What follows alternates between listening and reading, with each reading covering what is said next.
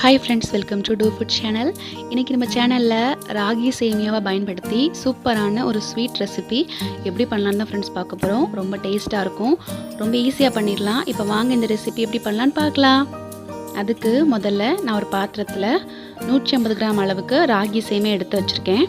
அது கொஞ்சம் பெருசாக இருக்கும், ஸோ உங்கள் கையை வச்சு லைட்டாக உடச்சி விட்டுக்கோங்க. இப்போது இது முங்குற அளவுக்கு நீங்கள் தண்ணி சேர்க்கணும். அதாவது ராகி சேமியா ஃபுல்லாக கவர் ஆகணும். ஸோ 2 கப் அளவு தண்ணி ஊற்றிக்கோங்க. இப்போ பார்த்தீங்கன்னா இந்த அளவுக்கு நல்லா முங்கி இருக்குது. இப்போது இது கூட கொஞ்சமாக உப்பு சேர்த்துக்கலாம். ஒரு அரை டீஸ்பூன் அளவுக்கு உப்பு சேர்த்துக்கோங்க. உப்பு சேர்த்துட்டு எல்லா இடத்துலையும் நல்லா படுற மாதிரி நல்லா கலந்து வச்சுக்கோங்க. இதை இப்படியே ஒரு 2 நிமிஷத்துக்கு ஊற விடுங்க. 2 நிமிஷம் கழித்து பார்த்தா அந்த சேமியா இந்த அளவுக்கு நல்லா நசுங்கணும். இப்போ அந்த தண்ணி எல்லாத்தையும் நல்லா வடிகட்டிடலாம். ரொம்ப நேரம் சேமியாவை தண்ணியில் போட்டுறாதீங்க, நல்லா குழஞ்சிரும். சரியாக ஒரு 2 நிமிஷம் ஊற வச்சாலே போதும். இப்போது நல்லா வடிகட்டினதுக்கப்புறம் இது 5 நிமிஷம் இப்படியே வச்சுருங்க. கொஞ்சம் ட்ரை ஆகணும். ஸ்டவ்வில் இட்லி பாத்திரத்தை வச்சு அதில் அரை கப் அளவு தண்ணி சேர்த்து நல்லா கொதிக்க வைங்க. அது கொதிக்கட்டும். இந்த ரெசிபிக்கு நமக்கு அரை முறி அளவு தேங்காய் தேவைப்படும்.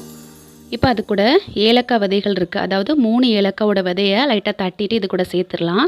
சேர்த்துட்டு உங்கள் கையை வச்சு லைட்டாக மிக்ஸ் பண்ணுங்கள். இது அந்த ரெசிபிக்கு நல்ல வாசனையை கொடுக்கும், டேஸ்ட்டாகவும் இருக்கும். இப்போ நம்ம இதை இட்லி பாத்திரத்தில் வேக வச்சு எடுக்கலாம். இட்லி பாத்திரத்தில் கொஞ்சமாக எண்ணெய் சேர்த்து நல்லா தடவி விட்டதுக்கப்புறம் ஊற வச்ச சேமியா எல்லாத்தையுமே சேர்த்துருங்க. சேர்த்துட்டு அந்த இட்லி பாத்திரத்தில் தண்ணி நல்லா கொதிச்சதுக்கப்புறம் அந்த பிளேட் எல்லாத்தையும் தூக்கி வச்சிடலாம். இப்போது இந்த பிளேட்லாம் வச்சதுக்கப்புறம் இதை க்ளோஸ் பண்ணி நல்லா மிதமான தீயில் வச்சு 5 நிமிஷத்துக்கு இதை நம்ம வேக வைக்க போகிறோம். ரொம்ப நேரம் டைம் எடுக்காதுங்க, சரி 5 நிமிஷம் போதும். இப்போ 5 நிமிஷம் கழித்து நம்ம ஓப்பன் பண்ணி பார்க்கலாம். இங்கே வெந்திருக்கான்னு செக் பண்ணுறதுக்கு உங்கள் கையை வச்சு தொட்டு பார்த்தாலே போதும். அது ஒட்டாது. ஒட்டாமல் இருந்துச்சு அப்படின்னா நல்லா வெந்திருக்குன்னு அர்த்தம். இப்போ இது எல்லாத்தையுமே வேற ஒரு பவுலுக்கு மாற்றி வச்சுக்கலாம். நான் இன்றைக்கி இந்த பவுலில் தான் மாற்றி வச்சுருக்கேன். இப்போ இதுக்கு மேலே நம்ம ஏற்கனவே இந்த தேங்காய் கூட ஏலக்காய் சேர்த்து வச்சுருக்கோம்ல, அதை சேர்த்துடலாங்க. இது நிஜமாவே இந்த ஸ்வீட்டுக்கு ரொம்ப ரொம்ப டேஸ்ட்டை கொடுக்கும். இப்போது தேங்காயெல்லாம் சேர்த்ததுக்கப்புறம் இதுக்கு மேலே கூட கொஞ்சம் இனிப்பு சுவைக்காக நான் இன்றைக்கி நாட்டு சக்கரை சேர்க்க போகிறேன். நீங்கள் இதுக்கு பதிலாக சீனி கூட சேர்க்கலாம், நல்லாயிருக்கும். ராகி நம்ம உடம்புக்கு ரொம்ப ரொம்ப நல்லதுங்க. ஸோ கண்டிப்பாக இந்த ரெசிபியை செஞ்சு பாருங்கள். நான் ஏற்கனவே ராகியை பயன்படுத்தி நிறைய ரெசிபி செஞ்சுருக்கேன். அந்த லிங்க் எல்லாமே டிஸ்கிரிப்ஷன் பாக்ஸில் கொடுத்துருக்கேன், செக் பண்ணிக்கோங்க.